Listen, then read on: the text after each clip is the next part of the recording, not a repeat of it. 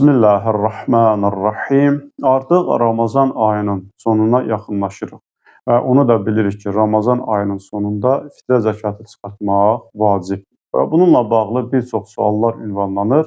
İnşallah o suallara bir aydınlıq gətirərik. Sualların birincisi budur ki, fitrə zəkatı kimlərə vacibdir? O şərtləri qeyd etməmişdən öncə onu qeyd edək ki, hər bir mükəlləf özünün və ürfən onun ixtiyarında olan şəxslərin fitrə zəkatını çıxartması qeyd edəcəyimiz şərtlər daxilində vacib. Yəni bir insan həm özünün, həm də onun yemək yeyəni sayılan, o ailə üzvləri də ola bilər və yaxud da ki, ailə üzvü olmayan digər bir şəxs onun himayəsindədirsə, onun çörək yeyəni sayılırsa, bu şəxs də ola bilər. Yəni hər bir şəxs özünün və ailəsinin onun himayəsində olan, onun çörək yeyəni sayılan hər bir şəxsin fitrə zəkatını qeyd edəcəyimiz şərtlər daxilində çıxartması vacibdir.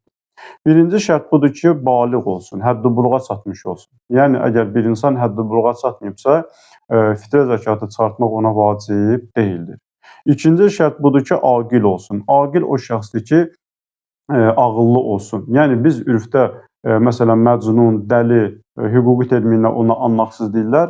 Bu şəxslərə fitrə zəkatı çıxartmaq vacib deyildir. Əgər ağıllı olarsa, bəli, fitrə zəkatı ona vacib olar. Üçüncü şərt budur ki, bihuş olmasın. Yəni, fitr bayramı axşamı bu şəxs özündə olmuş olsun. Yəni, huşu getməmiş olsun və yaxud da ki, komada olmasın, ayıq olsun. Əgər bu halda olmazsa, fitrə zəkatı çıxartmaq ona vacib deyildir.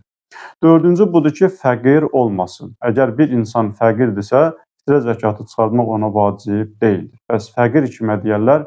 Fəqir o şəxsə deyirlər ki, özünün və ailəsinin illik təminatını etməkdə, təminatında çətinlik çəkir. Yəni, işi var və yaxud da ki, yoxdur, zəifdir, qazancı azdır, dolanışığı yaxşı deyil, özünün, ailəsinin dolanışığı təmin etməkdə çətinlik çəkirsə, bu şəxs fəqir sayılır və ona fitrə zəkatı çıxartmaq da vacib deyil. Beşinci şərt budur ki, qul olmasın. Əlbəttə ki, indiki dövrümüzdə qul anlayışı olmasa da belə, amma bu şərt özlüyündə olaraq qalır. Yəni, əgər bir insan quldursa, ona fitrə zəkatı çıxartmaq vacib deyildir. Bu qeyd etdiyimiz, bir daha təkrarlayıram, bu qeyd etdiyimiz şərtlər daxilində hər bir mükəlləf, hər bir şəxsə vacibdir ki, özünün və ailəsinin, yəni ürfən onun çörək yeyəni sayılan hər bir şəxsin fitrə zəkatını çıxartsın. Bəs fitrə zəkatının miqdarı nə qədərdir? İnşallah onu növbəti videoda sizə çatdırarıq. Vəssalamu aleykum və rəhmətullah və bərəkət.